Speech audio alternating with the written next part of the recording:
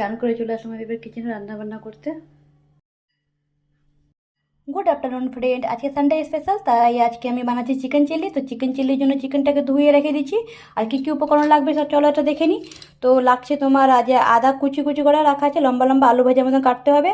আর লেবুর রস, কাঁচা লঙ্কা, টমেটোর আর বাটার। সিমলা মির্চও দেওয়া যায়, সিমলা মির্চ আমার কাছে নাই তাই আমি সিমলা মির্চ দিইনি।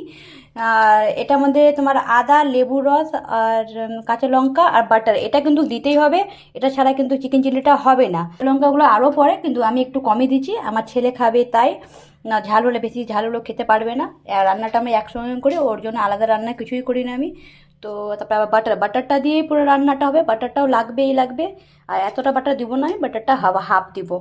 তো চলো শুরু করা যায় রান্নাটা। দেখো বাটারটা আমি দিয়ে দিচ্ছি এবার। বাটারগুলো এখন কিন্তু গলা শুরু হয়ে গেছে, তোমাদেরকে দেখাচ্ছি বাটারগুলো কীভাবে গলে।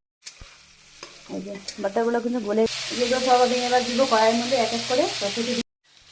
আগে আমি আদাগুলো অ্যাড করলাম, আদাটা ভাজা হয়ে গেছে। এবার কাঁচা লঙ্কাগুলো আমি অ্যাড করলাম। এই যে কাঁচা লঙ্কাগুলো দেওয়া হয়ে গেছে। চিকেনগুলো আমি দিয়ে দিচ্ছি, এবার চিকেনগুলো দিয়ে ভাজবো। এটার মধ্যে নুন দিয়ে দিচ্ছি, এর মধ্যে হলুদ পড়বে না, এক ফোঁটা হলুদ পড়বে না। এবার এটাকে আমি ঢেকে দেবো, ঢেকে ঢেকে এবার এটাকে ভাজতে হবে। যে খুব সুন্দর একটা গন্ধ বেরিয়ে আসছে।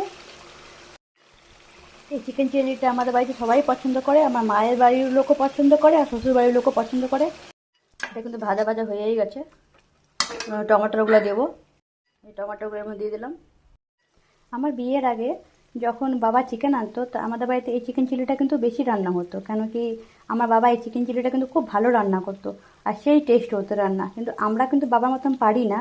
কিন্তু তবু যেটুকুন শিখেছি, কিন্তু বাবার জন্যই শিখেছি এই রান্নাটা। আর এই রান্নাটা যখন করি তখন কিন্তু বাবার কথা খুবই মনে পড়ে। দিব লেবুর রস এর মধ্যে দিয়ে দিলাম। এই দেখো আমার কিন্তু পুরোপুরি রান্না হয়ে গেছে।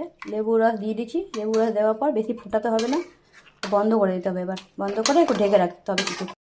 আমার কিন্তু রান্নাটা পুরোপুরি হয়ে গেছে। আজকে কিন্তু বেশি কিছু বানাইনি, ভাত বানিয়েছি, রুটি বানিয়েছি আর চিল্লিটা, আর কিছু বানাইনি। আজকে কিন্তু খুব গরম পড়েছে, খুবই গরম আছে আজকে। আর তোমরা কিন্তু ভালো থেকো, সাবধানে থেকো। টাটা।